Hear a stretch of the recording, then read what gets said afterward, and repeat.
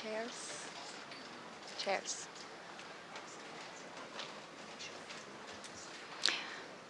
Good afternoon, everyone. It's great to see so many people here today. We're getting some more chairs, but we still have some seats if you can find your way through the crowds. Well, again, good afternoon and welcome to the Atlantic Council. My name is Andrea Murta. I am the Associate Director here at the Adrian Ash Latin America Center. And on behalf of our center, I'd like to thank you all for coming for this truly exciting and very timely event to discuss the future of politics in Brazil. And I have to admit, it's nothing in my present life or even my past life. I used to be a journalist. I worked for a Brazilian national newspaper. I was a correspondent here in Washington, and I worked in political risk and business risk. But nothing has adequately prepared me to be here today, for the gumption that it takes to be here today and open a panel about the future of Brazilian politics. Because let's face it, who would dare talk about what's going to happen in Brazil next week, let alone next year? And yet here we are. And we are proposing a discussion on 2018 and the next Brazilian elections. But we're not doing this just for the adrenaline. As much as we like to be bold and innovative here at the Atlantic Council, we really believe that Brazil is at a crossroads, and we are at a time where it's important to raise our gaze out of the headlines of the day and think about the longer-term consequences of the political crisis that we're in. We know that we have a president, Dilma Rousseff, that's embroiled in a corruption scandal and facing an impeachment process that will likely end with her permanent removal from power by the end of August, maybe. We know that we have an acting president, Michel Temer, who is standing on the shoulders of a very fragile coalition in Congress.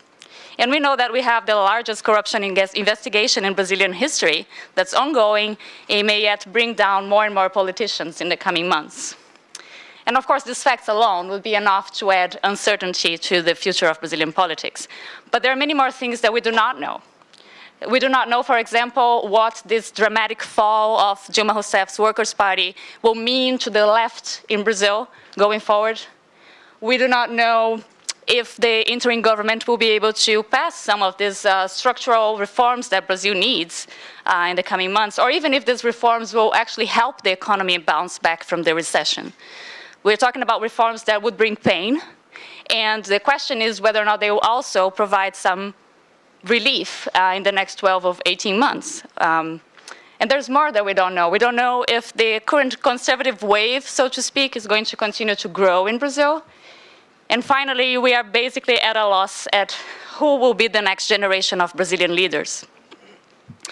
So we are proposing, yes, an exercise in futurology, but we are trying to do that in the best way possible. So we have three strategies to talk about the future today. First, we have worked with our non-resident senior Brazil fellow, Ricardo Senes, to write a brief about the future of Brazilian politics and the impact of the crisis and the forces, the political forces in Brazil. We are launching this report today. It's the one you see here on our slide. And it's called The Path to Power in Brazil. You can read it online in Portuguese and in English. The URL, the address is on the material that you found on your chair this morning. So I hope you can check it out. And Ricardo himself will join our panel in a little bit to talk about the conclusions of this brief. Second, we have also partnered with a pollster, Mauricio Moura, CEO and founder of Ideia Inteligência, to ask Brazilians themselves what they think about the future of the direction of the country going forward. And Mauricio will as well join our panel and will present the results of our exclusive Atlantic Council commissioned question polls for you in a little bit. And finally, we ask someone to join our conversation that is not just an observer, but very much a part of Brazilian politics, of the history of Brazilian politics. We have with us today Governor Ciro Gomes, a man who has had key roles in every level of the Brazilian government for a few years. Yeah, just a few. He will join in a little bit to give his remarks and his thoughts about where the country is going. And Mr. Ciro Gomes is not a man who really needs introductions, but I'll tell you just a little bit about his brief history in Brazilian politics. So he was actually elected governor of Ceará State at the early age of 32 in 1991. He was a minister under 2 presidents. He was a finance minister under Itamar Franco, and he was the Minister of National Integration under Luiz Inácio Lula da Silva. He ran for president himself twice in 1998 and 2002. And finally, most recently, he was a member of the Chamber of Deputies in Brazil from 2007 to 2011. He has a very unique perspective to share with us today, of course. And when Mr. Ciro Gomes speaks, he's going to be talking in Portuguese. So for those of you who are not yet fluent in Portuguese, I trust that you will correct that mistake very soon. But for now, we have simultaneous translation, so you can grab your kit outside, and that's going to work. After his remarks, Mr. Ciro Gomes will also join our panel that will be moderated by our very own Peter Schechter, director of the Adrian Ash Latin America Center. And I know that we are all eager to get started. So this event is on the record. If you are tweeting, please use our hashtag ACBrazil. And without further ado, I'd like to dar as boas-vindas ao governador Ciro Gomes.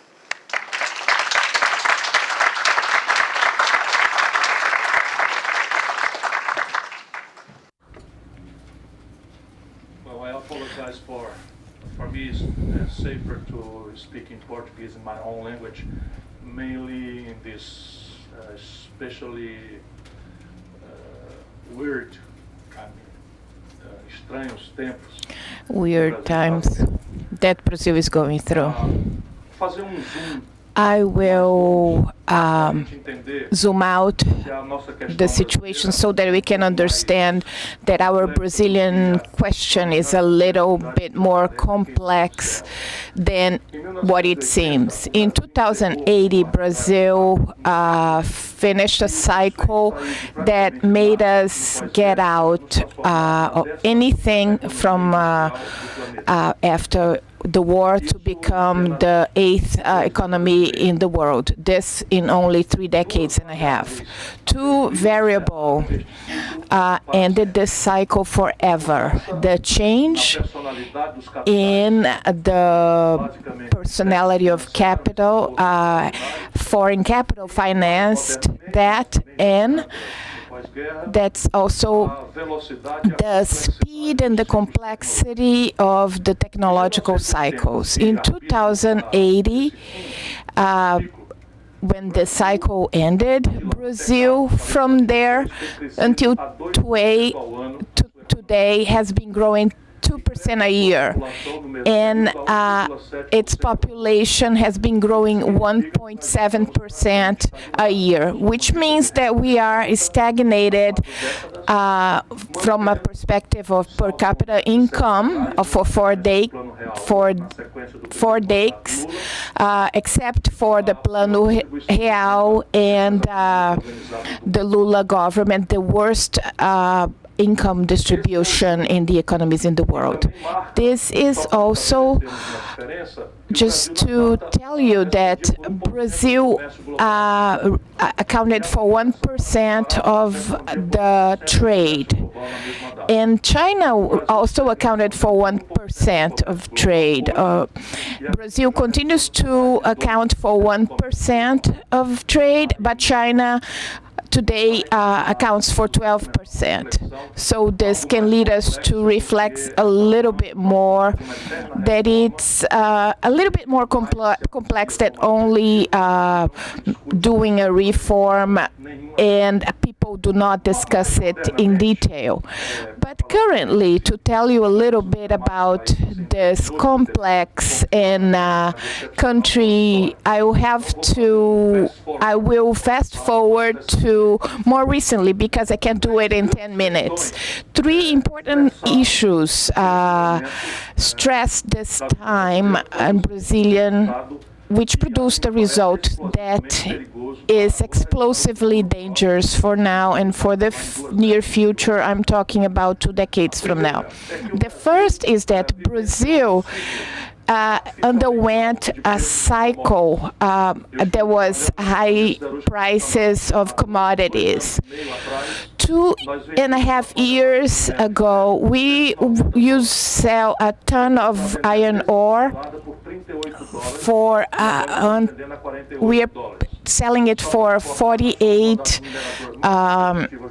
We are our break-even is 36, and we are selling at 38. But when it created its formulation in terms of petroleum, the pre-salt, we were selling it the barrel for $110. Now we are selling it at 48. We already sold it for $30. But just for you to show you that Brazil has an imbalance in its consumption of manufactured items, $100 billion, and it also had a surplus that masked this this imbalance with the high price of commodities. But when it went bust, this imbalance became clear, and it also demonstrates how bad things are in Venezuela.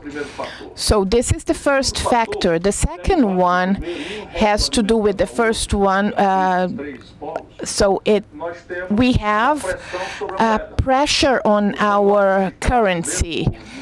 Chicago Manual, when they talk about the trivial aspects of economy, so don't let me go over. I still have to talk about 3 other things. We had devaluation in 2015, first year after the second term of office of President Dilma, and we had a 45% devaluation in exchange rate, which is unbelievable to imagine. I mean, just thinking about it superficially, it's impossible. Exchange rate is a price that contaminates everything. Tradables are obvious. Brazil imports wheat and pay for bread and pizza with dollars. So bread will increase. 76% of Brazilian chemistry is imported. If you need R$2.70 for drugs, then if that drugs go up, it will increase, and that will create a problem for consumers and create inflation, which is not really a real inflation, but in Brazil it was created from the end of Fernando Henrique Cardoso administration. If you want to know more about that, you watch Fernando Henrique during 98 and 99, and there was a change. We did not have any reserves. And then that allowed Lula to emerge in 2002. And it was, that everybody think that it's important for Fernando Henrique Cardoso. He gave legitimacy and even charm for the Brazilian presidency, even though he speaks not a very good English, but it created a fiscal imbalance. So when Pedro Malan became the finance minister, the tax burden was 38%, and it was 78% when he left. So from the I-8B, so he sold $100,000 of assets, and it's the same stupid policy that is currently.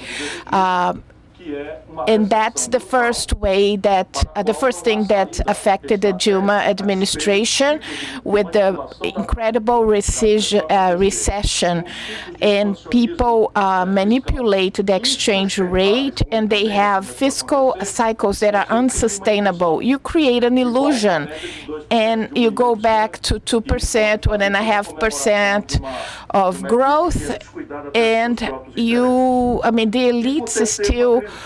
And then the third factor is a political crisis. We created the Constitution to create a parliamentarian system, but at the same time, with the negotiations with Ulysses Guimarães and Sarney, we changed it to presidentialism system. So 100% of all the institutions in Brazil are contested. There is no Brazilian that can defend our tax system or can defend our political system. Just to tell you a few examples.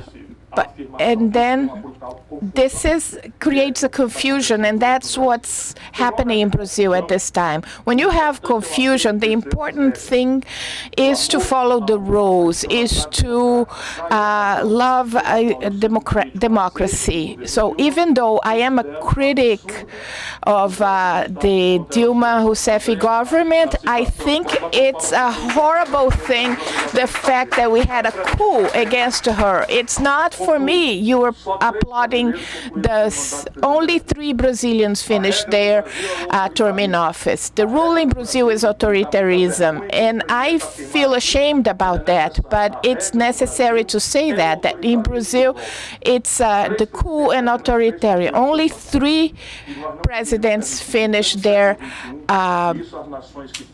we cannot allow that to continue. If you have a serious country like in the United States, all other interests are secondary. Democracy is the most important thing.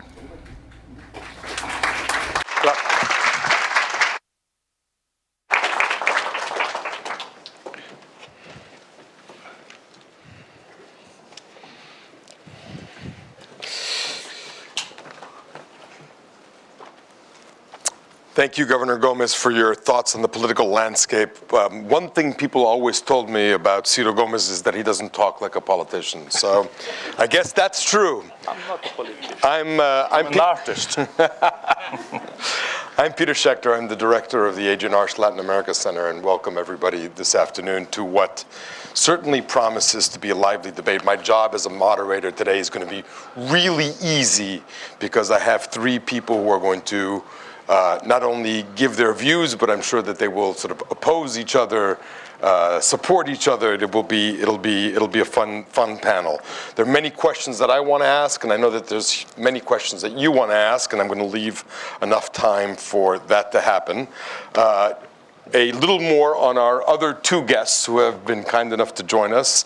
Mauricio Moura, who is one of Brazil's leading public opinion specialists at Idea Inteligência, a firm that he founded himself. He worked at Bank Boston, at Itaú Unibanco, at the United Nations, at the IFC. But the great thing about Mauricio is we have a Brazilian pollster in our midst because he's also a professor at George Washington University. So for all of you who need to know about what's happening in Brazil, one call to George Washington University gives you an update pretty quickly.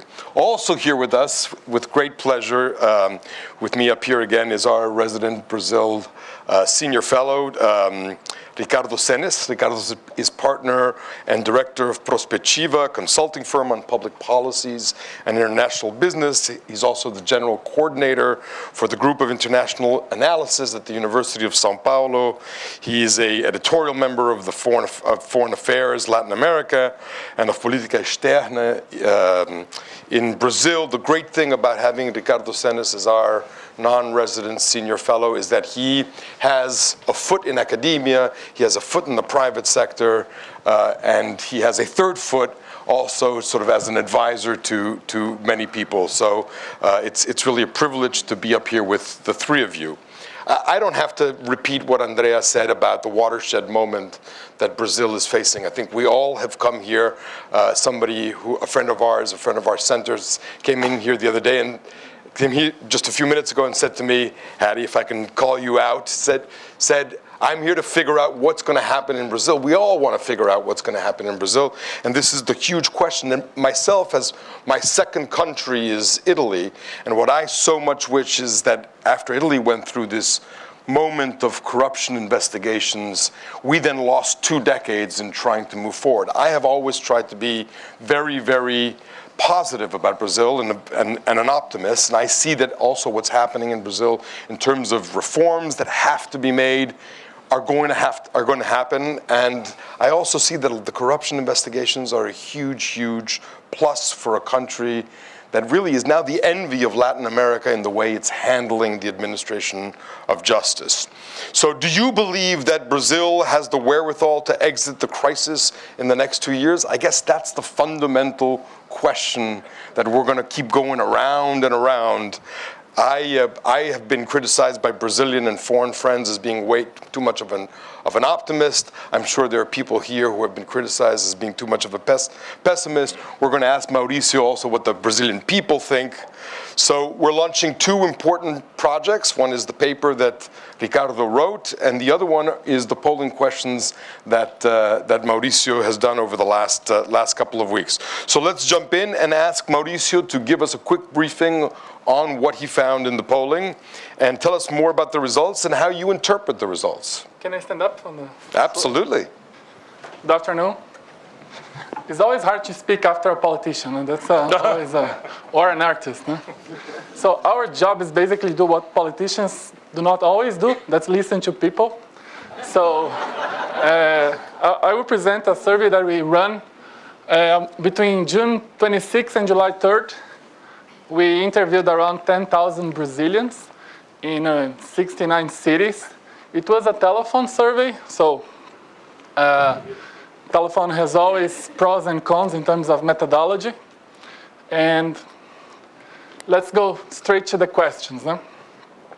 So first thing was to know which factors are the most important that Brazilians consider in order to decide who to vote on, in order to decide the voting decision.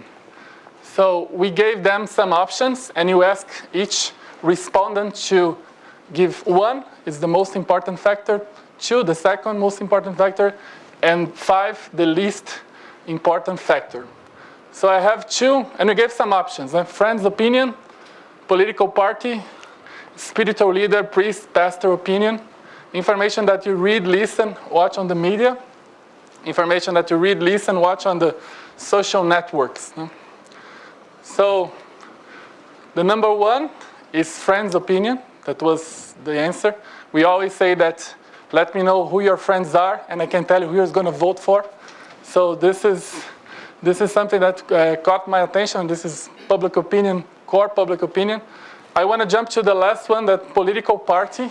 So people, as of today in Brazil, don't care that much about political parties. Of course, we have some parties that have a high level of rejection, especially, for example, the PT in the higher income segment of the voters. But still, the message is the least important factor is which political party.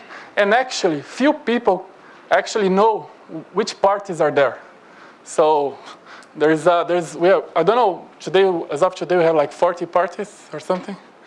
Yeah, so people don't know which party are there. 32 Yeah. with representation. 42. 32. 32? 32 in the Congress. Yes. Okay. And like last month, I knew that there is a new party that's based on a soccer team. The party of the Corinthians is a local soccer team. When you don't think things can get worse, something happens like a part. But anyway, so that's got my attention.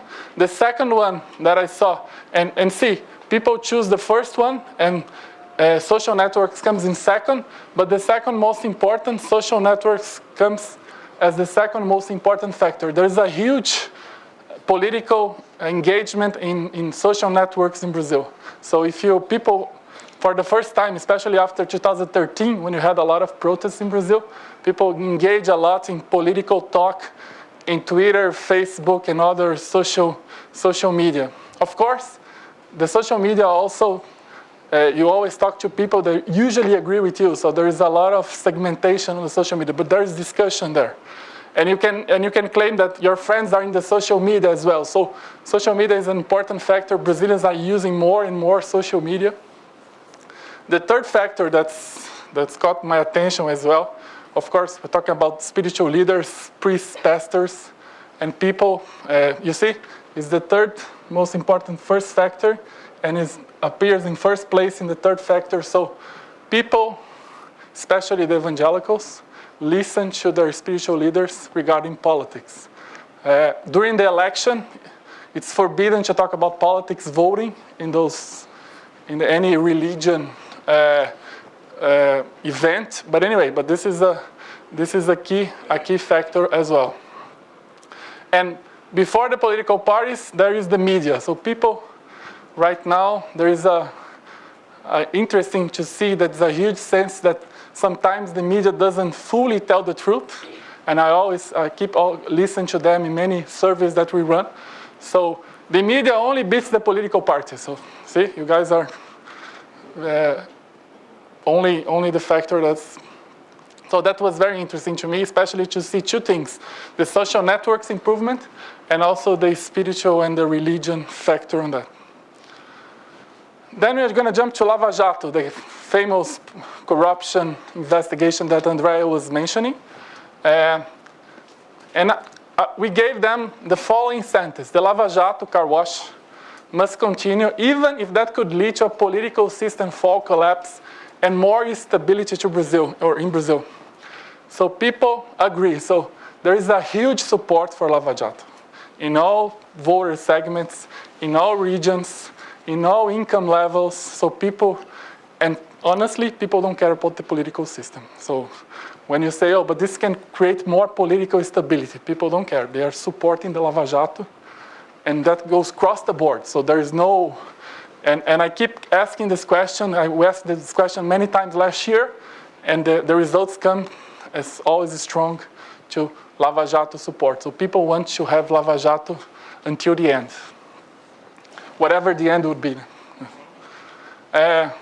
Another sentence that we present to them: the possibility of Brazilian companies outsource. There is an expression in Portuguese called terceirizar, outsource its core services and activities. That's not allowed by the legislation as of today. We improve the Brazilian economic situation. There is a lot of controversy here. People usually don't agree, disagree with that. So it's a very touchy issue to talk to people about changing the labor legislation, the labor rights. So this is a very controversial issue, of course. If I could break down this, there is higher the income, more people agree with that. Lower the income, more people disagree with that. So there is a huge discussion as of today in the Congress, and one of the agendas of the PMDB as of today is to try to pass the pension plan reform in Brazil. And we asked the question: increase the minimum retirement age for men and women will improve the Brazilian economic situation. There is support. So people understand that people are living longer. People understand that creates an economic gap for not only for the federal government, but for state level. There's a huge crisis in Rio right now because they don't have money even to pay the employer's employee payroll. But on the other hand, the majority of the Brazilians don't have like a strong support to this pension plan. I do think, from my perception, that in Congress, people agree that a reform is needed. Like you said, people agree in the topic, but they don't agree how to do it. And this is one of the examples.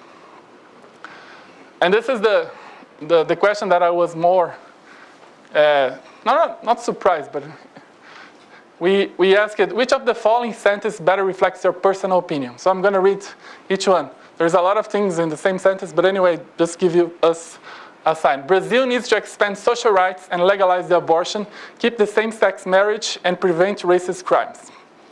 And the other one: Brazil needs to focus more on traditional family values, allow only man and woman marriage, keep the abortion prohibition, and do not differentiate between racist and regular crimes. Of course, we're mixing a lot of topics in one sentence, just a matter of polling, but the message is the Brazilian voters are still conservative in general.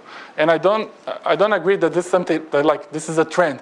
Brazilian voters have always been a conservative group of voters if you compare to other countries. But still, I do think that the good thing about that is that for the first time in years, those topics are being discussed in a public matter.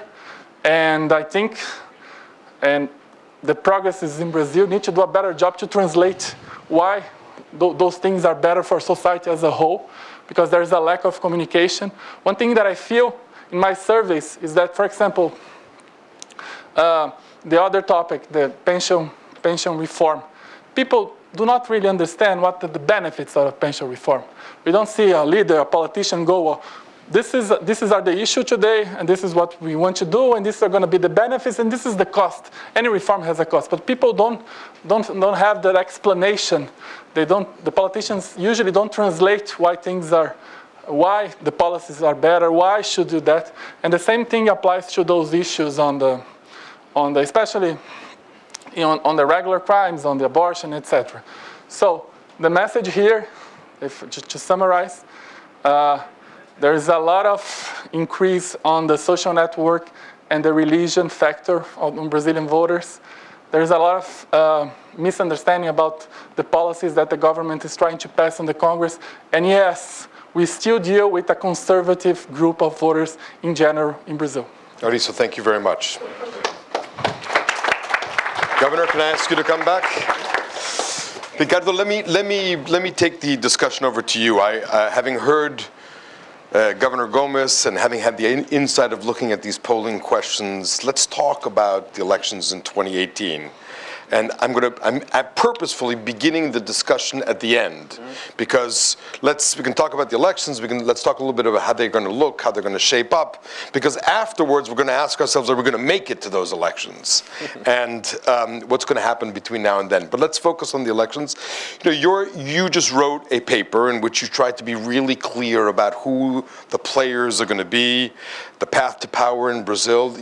You've been very good about trying to be very, very disciplined about looking at a number of key players. Who are those likely candidates? How are they going to make it to 2018? Okay, thank you, Peter. I wrote this paper with my crystal ball side, so this is a very risky assessment that I was about to make. But I think it is important to discuss the election in 2018, because this is a very important reference to think how Temer's presidency will organize his political support. So this is critical. It's not just an exercise of future. I would say, Peter, that we know clearly that at least three forces will present candidates. Marina Silva, that is a candidate from a small political party called Rede, with this combination of environment agenda with some not very clear social policy and economic policy agenda. This is a tricky candidate, but for sure she will be a candidate. The second sure that we have is the PT, the Labour Party, will present a candidate, and we have certain level of support for sure. We can consider that the Labour Party will have something between 15% or 20%, depending on the others candidates. And the third candidate that we can assure that will be presented is from PSDB. We don't know exactly which candidate would be. I bet that would be Geraldo Alckmin, the current governor of São Paulo, but there is some discussion on that. So given these three references, we can build another reference around that. One would be some candidate from the left wing spectrum, political spectrum. So someone from the PSOL, another two small and leftist political parties will be there.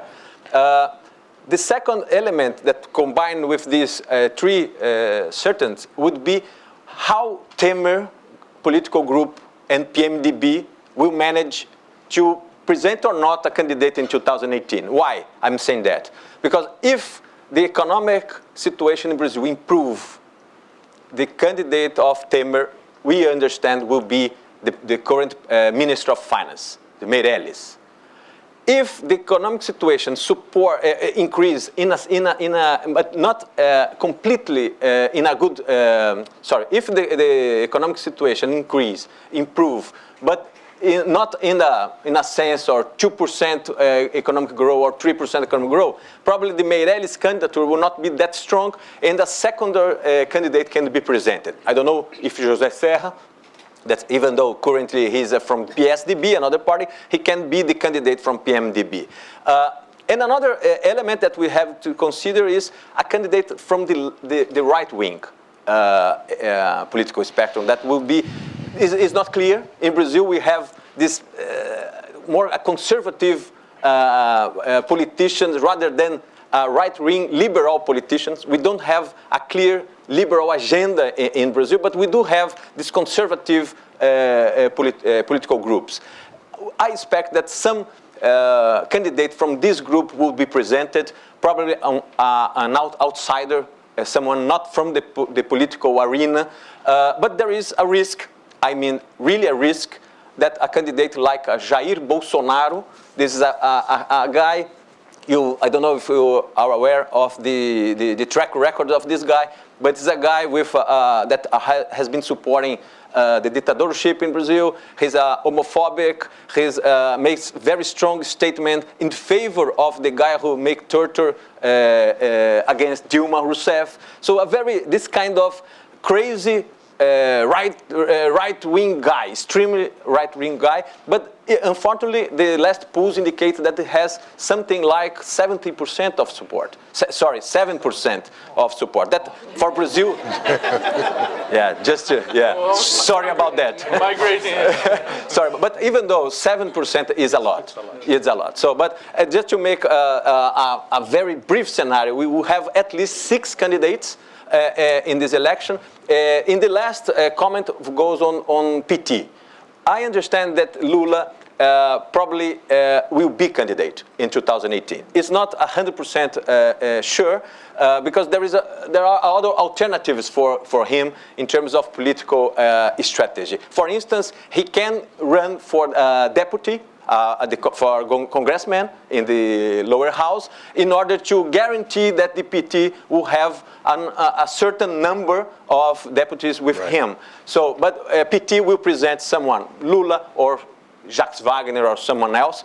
And finally, I will say that Ciro Gomes is a potential candidate. You can announce today. You can ask for votes. Yeah, but let's remark on that. What I think Ciro is important in this scenario, because I think Ciro, Lula, and Marina probably is the only 3 national politicians that we have in Brazil right now. The other political parties doesn't have a national political with a presence that can structure a candidature. Ciro Gomes was twice candidate for presidency, the PT and the Lula, of course, and Marina, of course. But the lack of national leaders in Brazil is a problem. And in taking this as a consideration, Ciro Gomes, Lula, and Marina probably are the only 3 national leaders that we have right now. Governor, let me ask you if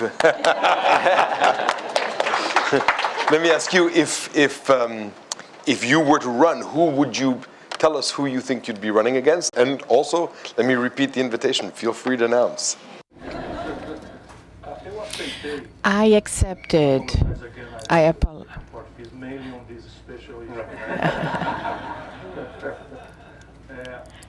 I accepted the task of creating a pre-candidate agenda because of the rupture in democracy that is happening in Brazil. The last election I participated was 10 years ago, and I was the federal deputy that was most voted. And I went away from the politics because I was amused, very upset about what was going on. So I had a hard time defending my friends. I was criticizing the other side, but I was unhappy with my side. I was really unhappy with the alliance that Lula did with the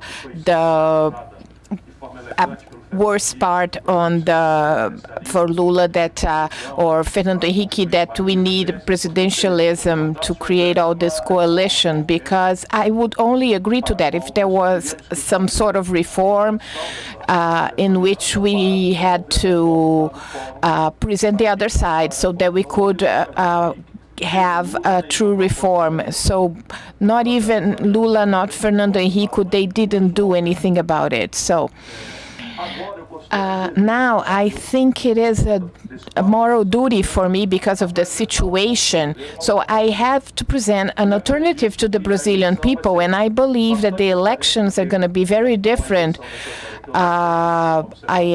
I mean, just saying that I'm not an observer, but I think that if we want to talk about this, we should try to have an 89 pattern where the two large sides were demoralized. So if Lula is a candidate, so he will stress out all the process for himself or for the other. I don't want to be a candidate. I don't want to go through this contradiction at this point. So we need a rupture. And I know that has to happen within democracy. We have to create a new intellectual and political hegemony, and coordinating Brazilian society against a national bourgeoisie, and also looking at an industrial sector that are repeating this right side, because the world did not pay attention to the contradictions that we could create to the Brazilian project. And we have to create a new reindustrialization process, and those, and just, so I think that not because I'm a little better, but because there is no one else. So under these conditions, I'll be a candidate. So let me put this question to you, because in my previous life, before I became an intellectual, I used to be a political consultant like you were, and I ran many campaigns and talked to many candidates and many intellectuals who had a lot of preconceived notions. Who are the candidates that you think, based on what your view of public opinion is, not of what the academic game is in Brasilia, but based on public opinion, that you see as having the largest chances? First of all, the main names in Brazil, and we're talking about Lula, talking about Aécio Neves that almost won the election, talking about Marina Silva, José Serra, Alckmin, they lost popularity in every single survey that we see.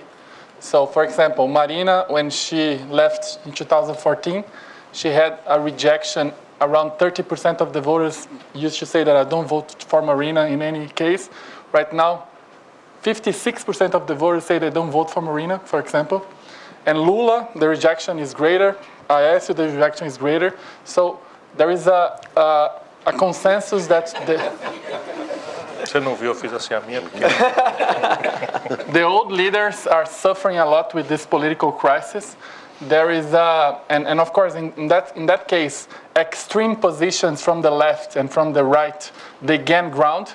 For example, I have a strong idea that those 7% of Bolsonaro that Bolsonaro has today, they used to vote for Aécio and in the last election. There is the PSOL, the extreme left candidate, are going to have a much more ground because people are looking for heroes. No? Right. And so in that sense, the public opinion is demanding a new figure, a new leader or a new leadership. Of course, Marina fits that in some sense. But I always tell that the myth of Marina is much better than the candidate Marina. So there's a big difference between the candidate and her story as well. I have a different view. I think there is they're going to be, the old parties are going to be leading that, because different from 1989, the grassroots politics make difference in Brazil in a presidential election. In 1989, we didn't have a governor, senator, congressman elections running in parallel, and that also plays a very important factor. So it's going to be very interesting, because there's going to be a huge demand for a new leadership, but I don't see that people are expecting this new leadership to arrive. So they're going to try to think of what's going to be the least worst candidate. So I see, in terms of public opinion, is waiting for what will be the PSDB, what will be Marina. So they don't expect to see a new leader in 2018 as of today. Okay, so we've talked about 2018. Now are we going to get to 2018 is the big question. Let's begin with the Temer government. Is it going to last? I mean, one of the great questions that I have, and that what does success look like? People, you said the words, if it is successful, maybe Mireles is going to be, well, what's success look like? You know, and how should it be judged? And is it going to be able to survive continuing investigations of Lava Jato? We already lost 3 ministers. So many questions here. So how do we visualize, Ricardo, what success is? Where is Temer going to go? Is he going to make it? And above all, is he going to move the government away from what looked more like Dilma to now look more like Fernando Henrique, and to try to move this to a somewhat more pro-market, pro-open market economy? Well, Peter, I think the key question to be answered is how Temer will manage to recover the economic growth. Because without economic growth, all the other scenarios would be a disaster.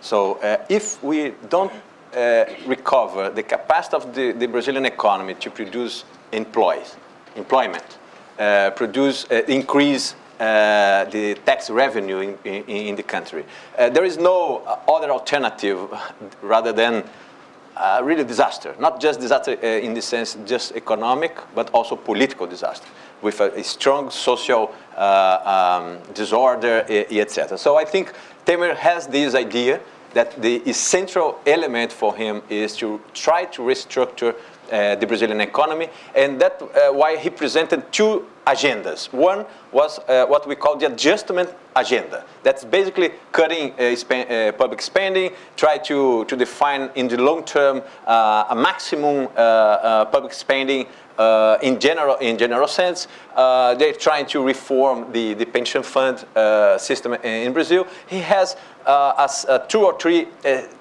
hot issues and important issues, and he has been addressing that. So if you take in the last, in his term, the short term, right, less than 2 months that he's in office, he has been approving almost all the bills that he presented. So by now, if you take by now, the success tax of index of Temer has been quite good. That means that is part of his challenge. So the adjustment agenda. The second agenda is the growth agenda.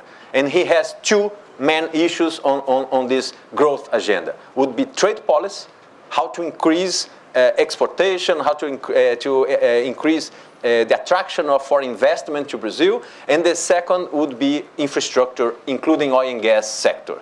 So he has these 2 issues on the. I think he's betting that these 2 issues, he will be able to recover the economic dynamics. Given this as a reference, the other elements will be a consequence. That means the broad political support that Temer has today in the Congress will depend on the economic response. If he succeed in the end of this year to present, for instance, the inflation in Brazil with something like 5 or 6%, would be a quite good indication that at least part of his economic plan is going well. And second would be the indication about the growth of the Brazilian GDP for next year. Some projection indicates that next year, I know that Ciro Gomes disagree with that, but the projection indicate that it is possible that the next year Brazil economy can grow something like 1.5%. That would be something quite good, I would say, in this current scenario. In this sense, but he will be able to manage his political support that he needs desperately to continue to have this or to implement his agenda.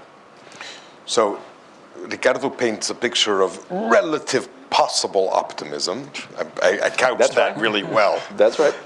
Governor, you and I spoke yesterday. And I know that you're not only critical of the government, but you're worried about where the government is going.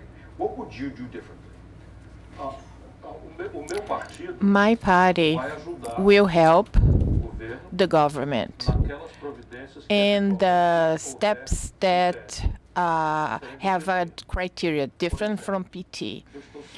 I am convinced that the fiscal disaster in Brazil will not be diminished in any without increasing revenue. So PT will vote against CPMF, and my party will vote for it. I'm not pessimistic, but I'm concerned. I will explain what I would do. And it's a risk because I don't have all the facts. There are three groups of interest, and a think tank like this must understand that three interest groups got together to do the impeachment. And Michel Temer is not the person that they want. He's only an obstacle that has to be managed. If he is faithful to the agenda the three groups put forth. The first is the union of politicians who want the end of Lava Jato. Doesn't have that power, but he led people to believe that he could do that. Now he has removed the urgency from a bill against corruption. He nominated PMDB people from the ministry. I know him very well. He is from this politicians' union. The second group, interest group, is the market. The financial market, but it's a market in the strict sense, the broad sense of the word, who is concerned with the increase of the debt as a proportion of the GDP. This is the group that created the optimistic view and complacency and tolerance, and that's the group who will create the criteria of whether it's going to be successful or not. It's not an objective criteria. To manipulate the exchange rate, and that's going to help the economy grow if they do that. 1.5 in a year, this is not successful in any way. But it's important that this market owns the media. It's 5 families who run the national media. It's a monopoly, and they have when they talk about it, they don't say that their information came from the media. Obviously, when they say, I talked to a friend, but person is going to talk to a friend and me, and we are all going to be informed by the media, and it's like George Orwell world, and you can see how it's coming down. The second group is already being betrayed. The debt is going to increase much. So the rating, Brazil's rate, that's not vulnerable to manipulation, is going to get worse. And the third group of interest is the idea that Brazil has to eliminate restrictions, institutional restrictions, to allow foreign investment, especially in oil and gas. And Brazil has another problem, that is the net debt that is already unmanageable. So based on someone who is not an expert, I never seen any steps being made so as to produce expansion. So maybe they will, that some experience someplace happened before, but I don't see how that can be possible. So what would I do differently? What are the 2 things that you would do that is fundamental? Just 2. Só duas coisas. The 2 most important. You need to give me 1 hour, and I'll make a short resume. At this time, we can revert expectations. For instance, the interest rates is out of place. There is no technical reason to explain Brazilian rate being 14.25% a year. 14.25% a year is the interest rate Is in Brazil nowadays. During a period of depression, it's not recession only, it's a depression.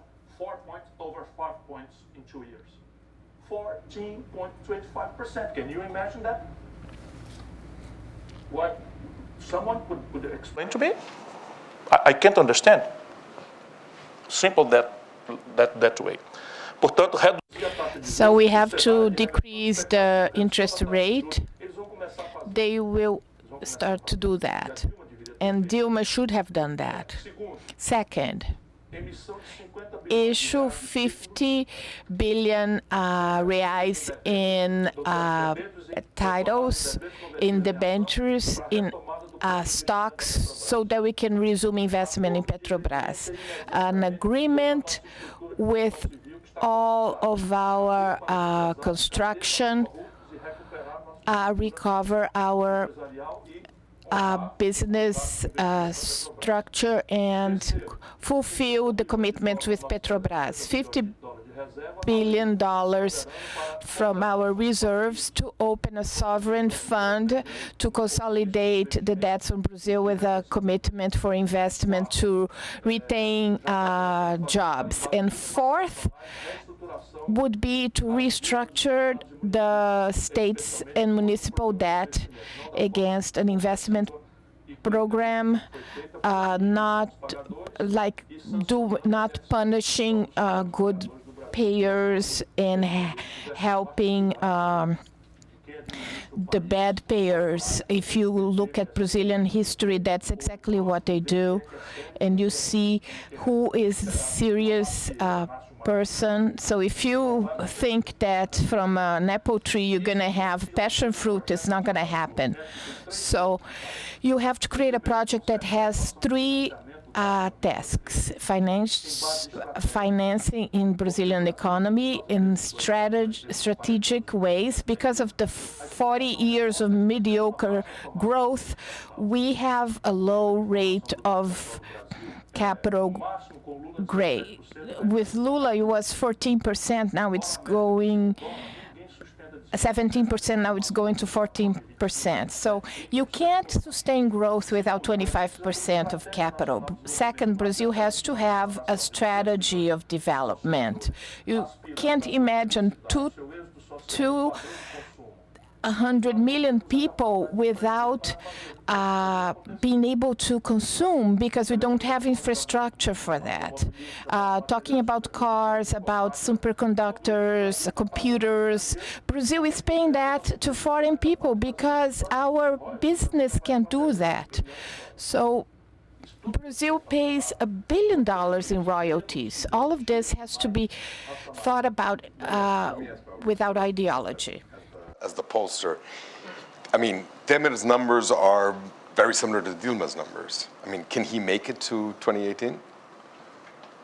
It depends what he wants to do it. For a presidential candidate, of course, this is a very poor indicator. But I wanted to just talk about what's success for Temer, for the Brazilian politicians. Last week in Brasilia, I heard that success for some of them is not going to jail. This is a success. This is the first level of success. it's a joke. Yeah. And but what I see about the Temer's evaluation is that first of all, there's 1/3 of the Brazilians that don't know Temer at all, that have never heard of Temer, so they cannot evaluate someone that they don't know. Right. Even people that voted for Dilma didn't know who Temer was. There's another segment of the voters that see Temer and look at Temer's government and see, oh, those are the same people that was in the Dilma's government. They see the same ministers, they see the same. I heard in a Fox group that I run, people saying, oh, Meirelles was with PT, now Meirelles is with PMDB. So what has changed in terms of people? And that applies for Eliseu Padilha, for many guys that are, Gilberto Kassab, there's many people that are still there, and people look at the government, so who actually left that government? And there's another third, that people that did support Dilma's impeachment for many reasons. One of the key reasons about the support of the impeachment for Dilma was basically the economic side. People were, the public opinion was evaluating very poorly Dilma's government. So people see that and see, oh, I am in favor of Dilma's impeachment, but I'm not in favor of having Temer as a president. So the combination of not being known, have the perception that nothing has changed fundamentally. So you see the same people there. And I do support Dilma's impeachment, but I don't support the PMDB or the Temer said, only can produce a bad evaluation. So if he has personally a presidential agenda, it's going to be very, very, very unlikely that he's going to be. But I agree with Ricardo Santos that the key factor is the economic. And last week I saw Fox Groups that said, so what's the economic success for you? It was a low income guy that lives in São Paulo, in the São Paulo metropolitan area, and he told well, the success for me is when I go to the supermarket and I'll be able to buy basic food, because at this moment I have to cut meat, I have to cut beans, I have to cut rice, so nothing is left for me. So success for me is I'm going to go back to the supermarket and be able to buy again. That's the success. I want to open it up to the audience, but I want to cue it for what... Deixa eu só aditar dado. Há dado absolutamente... Only one important data it's the employment.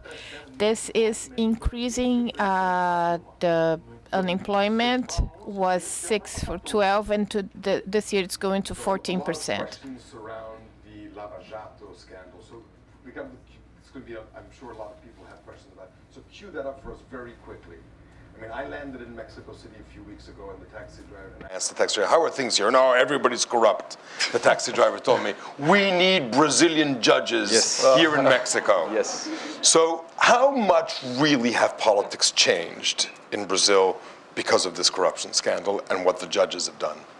Peter, I don't know if the politicians has changed, but the Brazilian institutions has changed. And in this point, I disagree with Ciro Gomes that I think it's the first time that a Brazilian president is removed for a good cause. That means I think it's part of Brazilian modernization process. The socioeconomic modernization process in Brazil just indicates that they doesn't accept anymore some kind of behavior in macroeconomic sense. They do not support anymore. It's not just support. They do not agree with the idea that inflation is good. Some kind of elements that is a Brazilian consensus right now. I think it's part of the Brazilian socioeconomic modernization. And the second element is the institutional modernization in Brazil. And that means that has been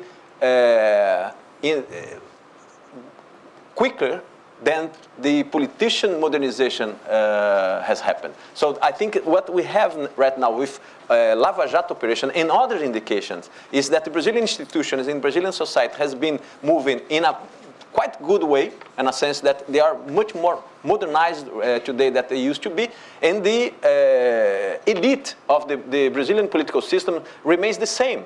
So I think the major element that for us to understand that what this crisis right now in Brazil is part of that, what you say, the pain of the growing up, rather than a terminal disease. There's nothing to do with terminal disease. It's something that the society is demanding, the institutions in Brazil is demanding, and the politicians couldn't respond because they continue to have the same leaders. The point in Brazil is not to understand the PSDB or PT. The point is understanding how PMDB continued to be in power since the 80s. So this cycle that you mentioned is the cycle that the PMDB somehow managed to be in the power. So now the point is how to give a better answer for the socioeconomic modernization process, institutional modernization process. Thank you. Let's open up to the audience. I'm going to take a couple of questions at a time. Gentleman there. Thank you. Pablo Bentes. I'm a Brazilian working here at law firm Steptoe & Johnson in Washington, D.C. I have two questions for Ciro Gomes. Ciro, I heard you very carefully when you said you wish to actually be elected with the support of a new bourgeoisie, an emerging new bourgeois class. One of the things that really struck me in the last few years as an observer in the States, but also going to Brazil, is the emergence of a new right-wing movement. It seems that people of my generation have lost any qualms of being defined as right-wing. And the political discourse, especially through social media, has really shifted to the left. To the right, sorry. So the question really to you is is that right? I mean, are we moving right? Is Brazil becoming a more of a center-right-wing country in general? And if that's the case, how can you capture that vote? That's question number one. And question number two. Let me move it to some other people. Just because I think this question is maybe in the minds of several here, is what are the risks? What are the risks of a white knight coming out in 2018? A white knight, an outsider, given the judicialization. Yeah, a third figure, like somebody like Sérgio Moro or Joaquim Barbosa or one of the prosecutors in Lava Jato coming up as against you, and how would that affect your choice for 2018? Thanks. Let me take a question here. The idea of somebody like Sergio Moro is exactly like Italy. So Di Pietro also left being a judge and became a politician. Somebody on this side? Elcio Santana with Georgetown University. My question is, I have several, but I'll refrain from all of them. We'll talk about that later. But nobody mentioned something that could have an important impact in the elections, starting with 2016, which is the change on campaign finance. The Supreme Court has blocked corporate finance, and that's something new since Fernando Henrique introduced corporate financing in 95, if I'm not mistaken. So how does that change? How does that impact? How does that make a difference for the different parties and groups? Thank you. So let me ask the last question of the gentleman first, which is the white knight. Is that possible? I'm going to ask you to go first, and Mauricio, why don't you tell us what you think? For me? For you. It is possible, I think. I insist that if you want to look for a similar situation, you should look, but there are many strong differences pointed by Professor here, Mauricio. That is an election, general election. So it's different than 89. But it's perfectly possible that even in case of these general elections, one outsider run and win. It's possible. It's not probable. Mauricio, talk a little bit about. I talk it in English. That's beautiful. Yeah, yeah. I didn't say anything because I didn't want to point it out. My British accent. So I'm doing Portuguese just for no. I also want you to talk a little bit about the right wing. I have two comments. First one, I agree with Ricardo Senis, and I always tell the politicians that public opinion is running in a digital way, and the politicians, they're running in an analogical way. So there's a, but talking about the financing, I think there's going to be impact. The campaigns are going to have much less money. They're going to have to learn how to ask money for regular folks that they don't know. And they're going to have to come with a good argument for regular people to donate. The president of the Supreme Court that also runs the electoral authority said on TV on the record that he thinks that in 2018 things are going to be different because he doesn't see that this system is going to be in place. But there's another factor that people don't say. They decrease the time of the campaign. So by the time now we have like 45 days of campaigning right now, which reduce the likelihood of having a new player because then the campaign life is stretched to 6 weeks. So on top of the outside that need a political machine, on top of outside needs to be on the system to ask for money to fund a presidential election. There is a less time for campaigning. So they're basically saying that it's much more difficult for a newcomer to win an election. So it makes more unlikely, unfortunately. And the issue of the right wing? Well, I think the right wing in Brazil has a problem to be that they are not organized as a political party.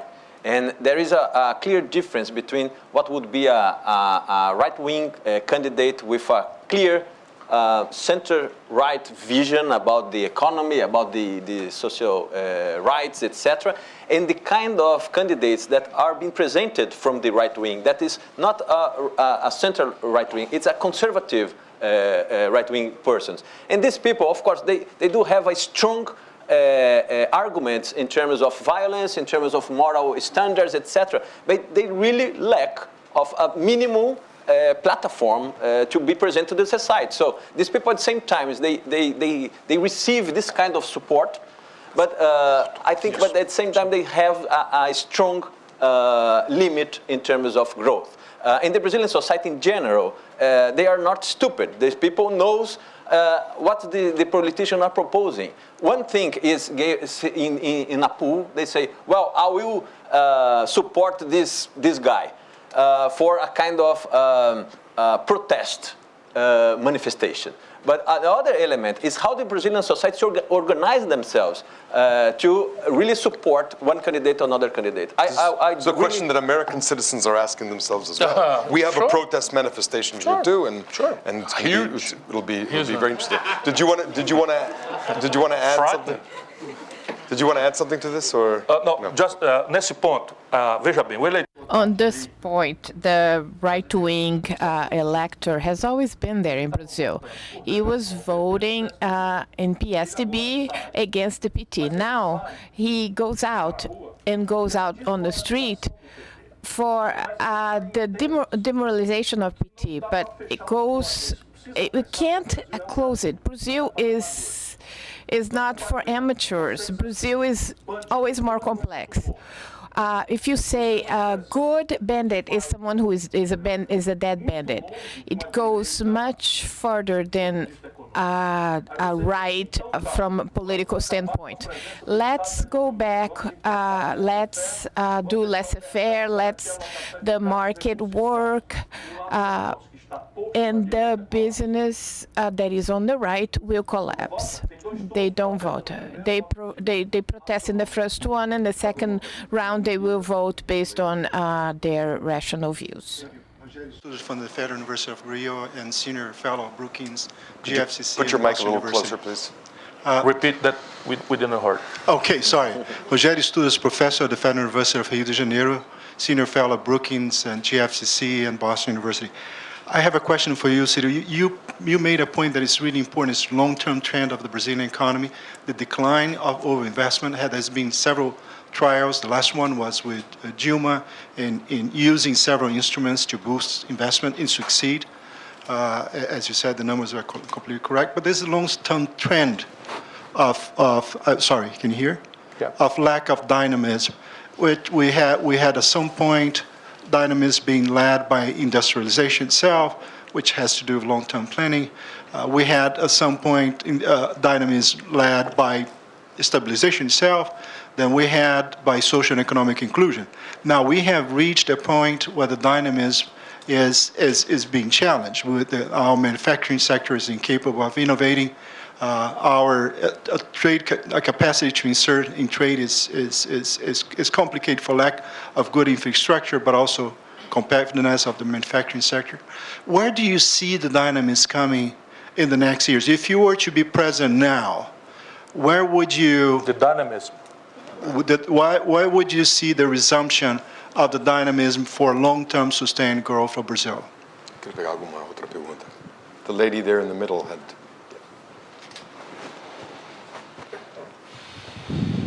Thank you. My name is Sarah. I'm with Blue Star Strategies. I have a question following that, a little more on the econ reform side.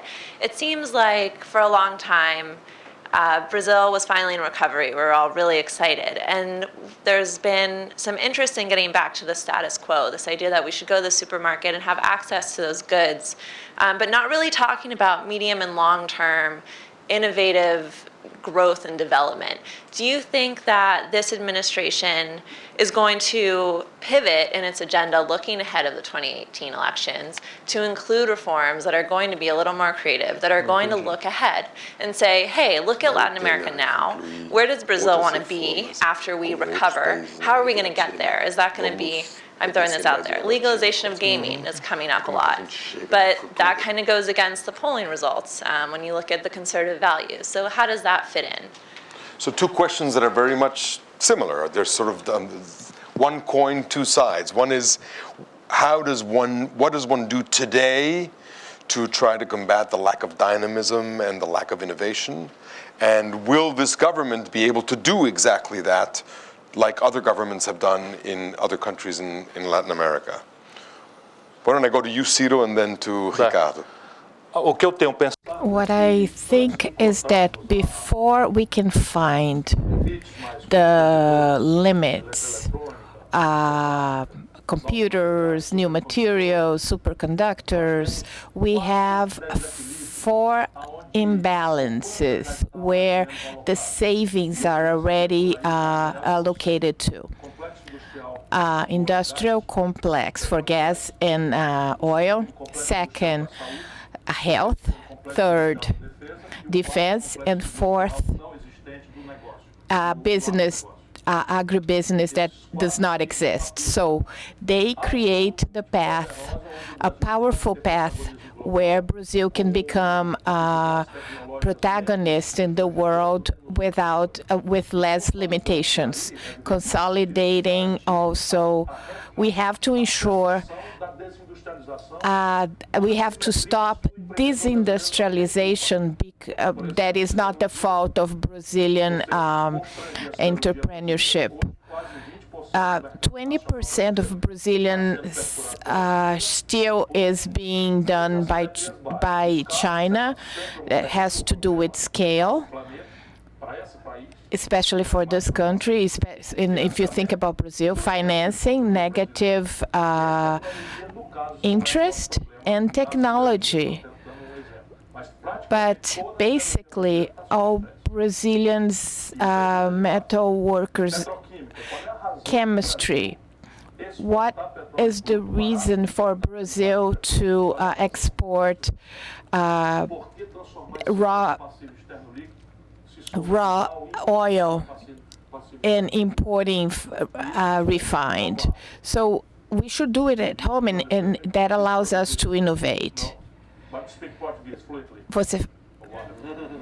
Ricardo, I mean, Ricardo. we talked last night a little bit about, There's some people who believe that perhaps, she talked about there are other places in Latin America that have gone beyond and have really accelerated the reforms. So how about trade deals with these countries so that you sort of force Deus ex machina Brazil to change because you've entered into a trade negotiation with another country. Well, you take Colombia, Chile. better than Brazil? Yes. In what sector? Well, not sector, in general, in average, in the last 30 years. In general, it's possible. Well, in particular, it's talking about countries general. But let's try to answer. I think in the short term, I think PMDB will not change the trade policy agenda, industrial policy agenda. They might try to reform part of that, and they have already made that. So they reduce a lot all the incentives, tax incentives that the previous government gave for the industrial sectors. But I would say the critical element is we have in Brazil 6 or 7 sectors that is really protected in terms of trade, and they receive the majority of the subsidized loans in the country. So in these 6 or 7 sectors, as they are so protected, they ask for the rest of the economy to pay for the lack of competitiveness that they have. So, and they continue to have a strong presence in all the decision-making process in the industrial policy in Brazil. I think we have a trap here. One of the traps, we have several different traps in Brazil. This is one of the traps. How we can move in another direction. That comes to the issue that Peter raised. Some of people in Brazil understand that the best strategy to deal with that would be the lock-in strategy. The people from political side said that lock-in strategies try to foster some kind of aggressive trade policy agreements with the region, South America or Latin American, and even for the other areas in like Europe or wherever, and using this very aggressive trade policy strategy to readdress the domestic industrial policy. That I think makes sense for a country like Brazil to have industrial policy, but not in the way we are doing that. For instance, we have some lines of subsidized loans in Brazil that goes for automotive sector. And part of this is they covering 90% of the domestic selling of some specific areas of automotive sector. Why we need a sector to receive 90% of all the purchase that the Brazilian domestic Brazilian market make in this sector is based on subsidized loans. So we have to move in another direction. I don't think this government will do that. I've got time for 2 more questions. Let's go to this side. In the back. All the way back. Yeah. Esse subsídio ao consumo de 90%, você diz Hi, my name is Aline Piva. I'm a research fellow at the Council of Hemispheric Affairs. And since my question is for Mr. Ciro Gomes, I would excuse myself and make it in Portuguese. Wonderful. First of all, I would like to make a comment very fast. All analysis made here seem to point as that the impeachment process is already completed, but at the same time, as time goes by, the legal basis for the impeachment are increasingly weak. The charges against Dilma are going away, and the irregularities and contradictions of the Temer government are more evident. So, Mr. Government, I'd like for you to comment a little bit about the possible exits to the impeachment without us having to be under an illegal government of Michel Temer for 2 years. To the gentleman there who has his hands raised. My name is Felipe. I'm a data analyst in Maryland.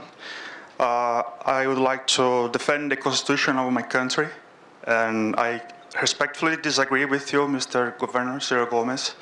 I am trying to conciliate Brazilian government data for a long time, and on pages 36 and 39 on the TCU, that is the accounting courthouse in Brazil that is supposed to regulate what the government does, it says that the government did not register the debt that was in BB, Banco do Brasil, BNDES, FGTS, and Caixa. This is, so I worked in financial markets for a long time also. This is the mother of all fraud. You do not register. So I was trying to conciliate what was going on with Brazilian accounting. You couldn't find, because there is nowhere where those loans were being registered. This is pages 36 and 39 in the accordion, in the judgment of the accounting courthouse, and that for me is the proof, contrary to what the other lady here said, that the process is, I cannot disagree with you that there is a taint because of someone that voted is a corrupt or something like that, but from the point of view of accounting, this is fair, this is right, because it's a failure of record. Thank you. Let's take on the Dilma question first. Is there any way that this impeachment is going to be avoided? I think it's an excellent question. It's improbable because there is no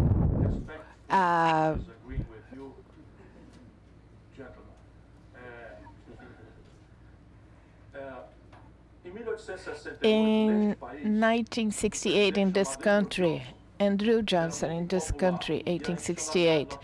In the United States, institutions were very weak. There was problem with the Civil War, assassination of Lincoln, and he was very unpopular president. He was removed because there was a rule where they had to nominate the Secretary of Defense with a hearing in the Congress, and he fired the secretary without the Congress, and then they impeached him, and that is a nice constitutional right, and the strength of the U.S. Constitution is described in this chapter. The Senate give back the power to the president by one vote. This is possible to happen in Brazil, but because the cause is a scandal of corruption, as Andrea said, but the legal cause is a fraud hired by PMDB for $45 million. And she's not crazy. She is a bad lawyer. So, and people who are very jealous of Lula and PT. But the cause for fiscal pedalada is like a loan. Brazil has public banks, state-owned banks, and these public banks carry out the task of that having credit agricultural, so they don't do that.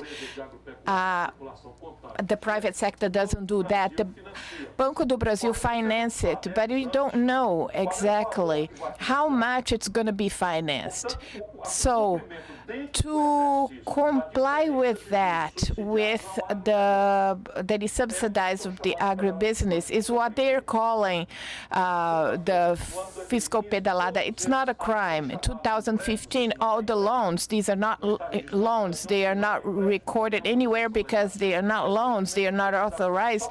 These are identification that can only be done after the fact, because we don't know from the beginning how much it's going to be based on the interest rate and the amount of operations and supplemental credits. All governments did that, and 20 governments of the 27 governors did that. So not other court has ever done that. This is a coup d'etat. In 1964, Brazilian president of the Senate said from the Senate that the Brazilian president had escaped the country, but he was in the country. This is what happened in '64, and he gave the post to Eduardo Cunha at the time. So they created indirect elections and elected Castelo Branco with a vote. Juscelino Kubitschek and Tancredo Neves denounced it, and it lasted 20 years in Brazil. And nobody in the world will say that it was not a coup d'etat. And there was ships from the United States in the port if it had not happened. I'm going to No. On the issue of Dilma. Yes, I do agree. What happened, I think, it's the impeachment process is, in the way the Brazil defined that, it's a political process that needs... But impeachment is a juridical process. It's not a juridical. Let me point. I'm sorry. This is the point, Ciro. The impeachment process in Brazil, the impeachment process in Brazil is a political process. That's why it's not the judiciary that is judging what happened with the accounts of Dilma administration. It's this TCU, this National Account Court, they link it to the Congress. It's not linked to the judiciary system. But you're right in a sense that even though the impeachment in Brazil is designed to be a political process, they indicate that it's necessary a kind of crime of responsibility. But the definition about crime of responsibility is not clear defined, and who judge if they happen to if the Dilma made or didn't made criminal responsibility is the Congress. This is the point. Even though I agree with you that it's not 100% clear that she had made mistaken and or managed the fiscal. In dubio pro reo. No. It's Latin now. This is a judiciary approach. is a judicial approach. That's you're right when you say that for the judicial process, but for the political process, it's different. And what happened, in my sense, is not 100% clear. In this point, I agree. It's not 100%. We can debate this to the 2050, and we will not have an answer. But the point is, we have the political isolation of Dilma, combining with some elements that, again, I agree with you, combine, I don't know if correct, in a correct way or not, combining with the corruption scandal, they add a new force for the political isolation, add the fact that not just this, and I agree with you, this lady that is presented the impeachment, it's a poor lawyer, but behind that, we have, for instance, the National Bar Association in Brazil. She wasn't defending this by herself. She was supported by a significant part of the Brazilian political players, including the Brazilian National Bar, that the OAB.